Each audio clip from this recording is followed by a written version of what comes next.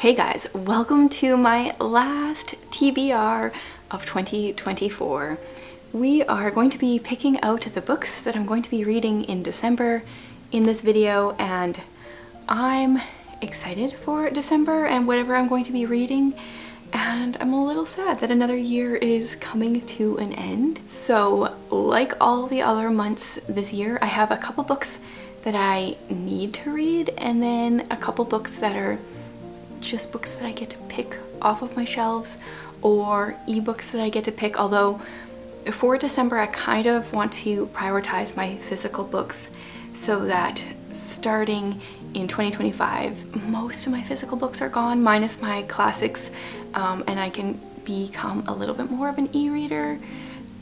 Goals. So, 3 different books that I have that I need to kind of read each month. The first one is the book for my Read Your Bookshelf challenge.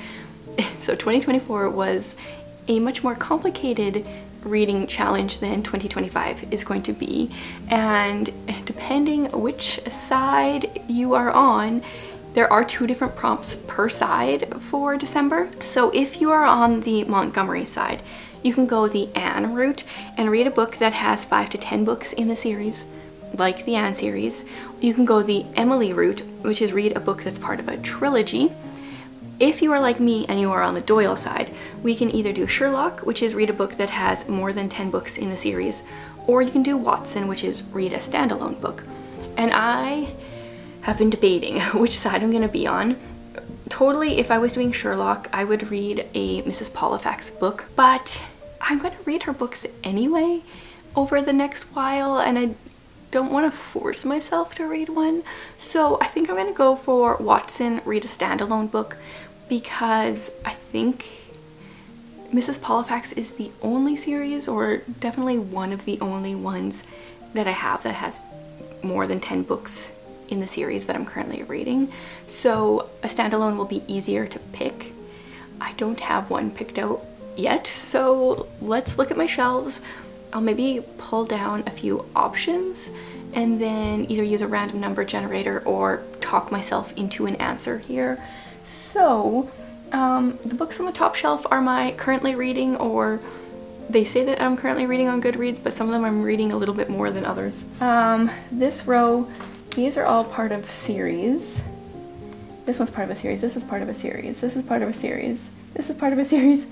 So I could do Alliance. This one is a dystopian book. That's not really calling to me though. This is part of a series. As I'm getting farther and farther into having read most of the books off of my shelf, I'm starting to realize like a lot of them I'm not necessarily in the mood for. This is really hard to find a standalone that I'm in the mood for.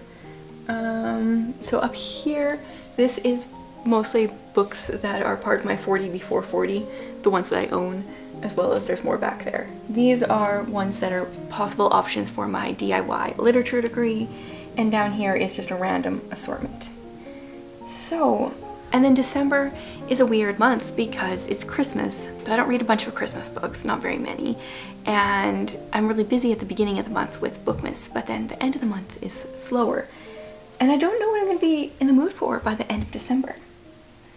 So, feeling a little overwhelmed already. Well, I think this is a standalone, and this is one that I want to read, so I think I'll be in the mood in December. This is The Secret Diaries of Charlotte Bronte. This was a gift from Charlene.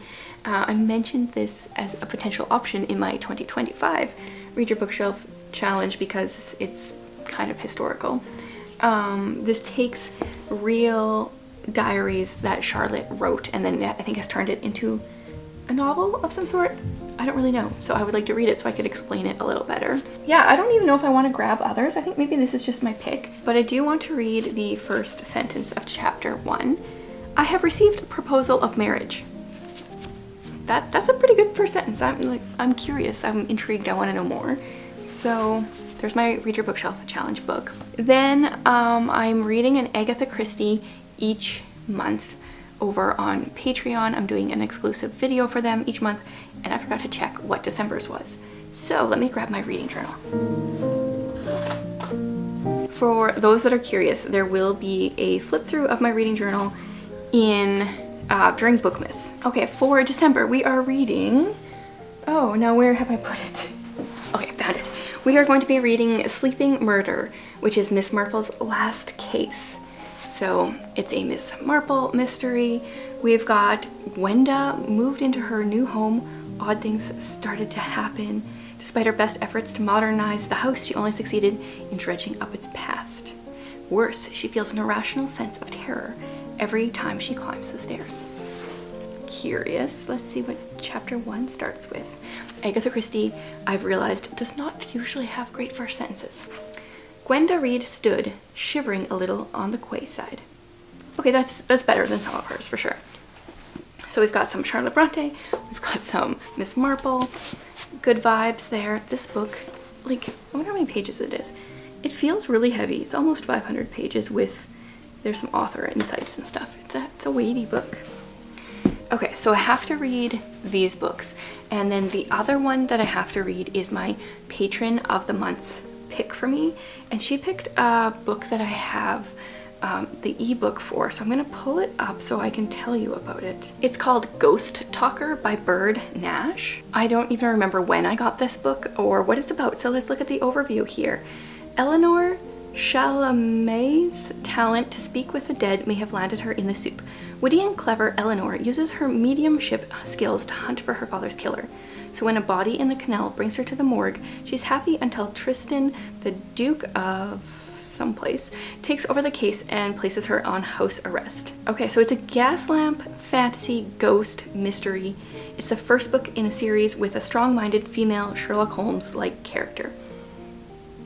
I have no idea. It's got really good ratings. It's got 4.5 stars with almost 500 reviews. So sounds promising. Let's look at the first sentence. Dead bodies interrupted my dessert course. That's a good first sentence. Okay. So those are my 3 definite will be reading books. And then I just want to pick more books that feel like books I'd want to read in December. So the first one that I know I'm going to read is this one. It's Miss Reed, The Christmas Mouse. I don't know anything about it. A Christmas story set in the delightful little village of Caxley. It's really short. It's just over 100 pages and it has some illustrations. One Christmas Eve, a mouse's appearance in an old widow's bedroom leads to a chance encounter with a small boy, a meeting that would be remembered by both of them for a long time.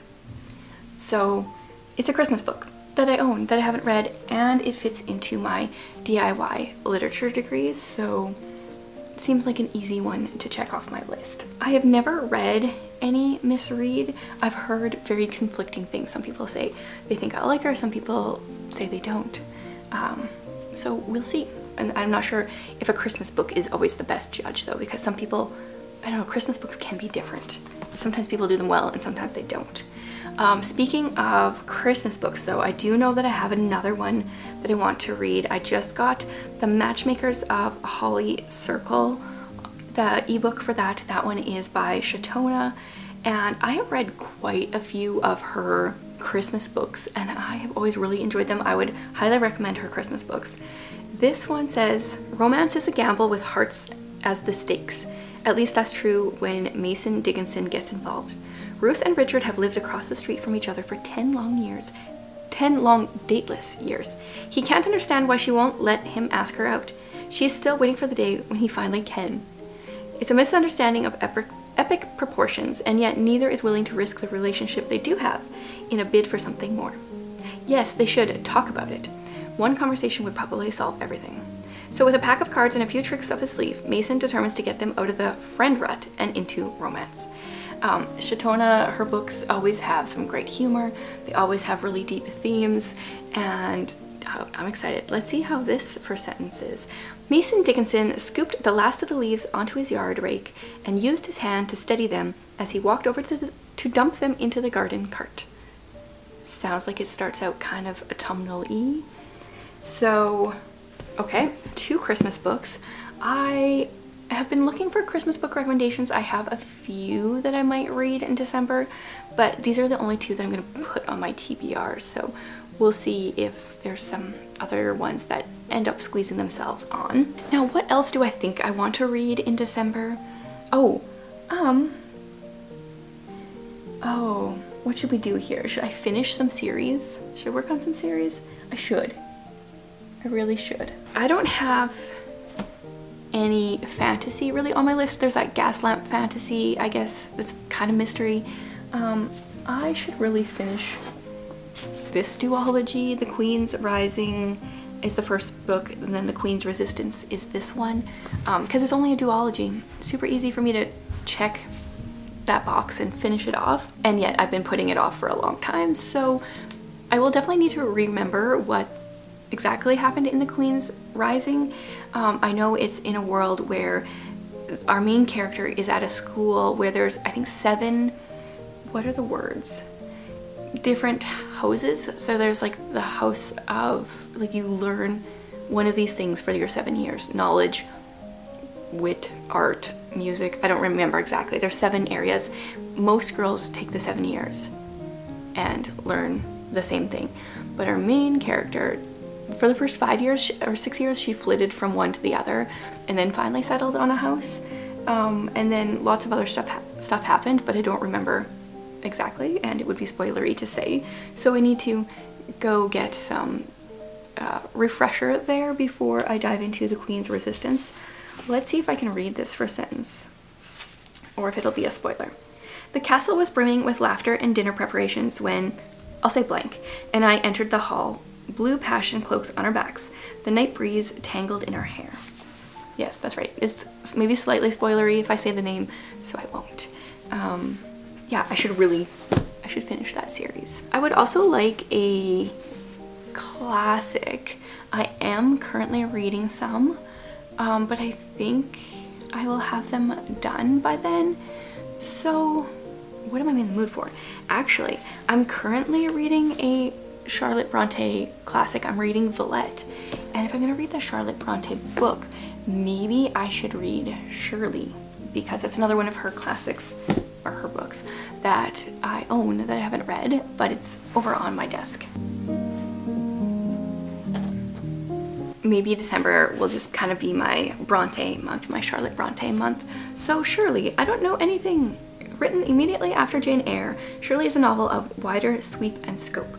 Its focus is less on individual men and women, although their stories add compulsive drama and tension, than on the individual perceived in close relation with the forces molding society. Charlotte Bronte chooses to set it during the Napoleonic Wars, a period of bad harvests, Luddite riots, economic unrest, and the oppression of women, in order to grapple with social and political issues. Sounds like there's a lot going on in here. Oh, and the font is tiny like it usually is. Let's see here. Chapter 1, sentence 1. Of late years, an abundant shower of curates has fallen upon the north of England. They lie very thick on the hills. Every parish has one or more of them. They are young enough to be very active and ought to be doing a great deal of good. So yeah, I always feel nervous when I put a like average, decently large sized classic on my TBR. This is almost 600, it's 600 pages, because I feel the pressure that I have to finish it, and I'm allowing myself to not have to finish classics if I put them on a TBR. That makes me want to finish them more, just taking that pressure off. So yeah, some Shirley. Okay, and like that instantly makes my TBR feel quite a bit more dense, but we've got 1, 2, 3, 4, 5 books, physical books, 2 ebooks, and then I think I'm gonna pick one more book to put on my TBR, but we're gonna go with something easy because, I mean, like Miss Marple, this is almost a classic. I don't know when this one was published, but The Christmas Mouse is a classic, Shirley's a classic, Secret Diaries of Charlotte Bronte, I'm not sure how classic-ish that's going to read, so maybe let's go for something light-ish. What do I have that's kind of light-ish that I actually want to read? Maybe I will look at my ebooks again? No, I should just read a physical book. Okay, I don't know if this is light-ish. but this is one of the books that I put on my fiction TBR for the year, Dear Mrs. Bird. This is a World War II historical fiction. Emmeline Lake and her best friend Bunty are doing their bit for the war effort and trying to stay cheerful despite the German planes making their nightly raids. Emmy dreams of becoming a lady war correspondent, and when she spots a job advertisement in the newspaper, she seizes her chance. But after a rather unfortunate misunderstanding, she finds herself typing letters for the formidable Henrietta Bird, renowned advice columnist of Women's Friend magazine. Okay, sounds interesting. I mean, I like the typewriter feel. I've heard really good things. I don't know why I'm dragging my feet, but I have been. So let's see how it starts. So we're set London, December 1940. And chapter 1 is called An Advertisement in the Newspaper. When I first saw the advertisement in the newspaper, I thought I might actually burst. Okay, that's interesting. I feel like this will be a good TBR for December.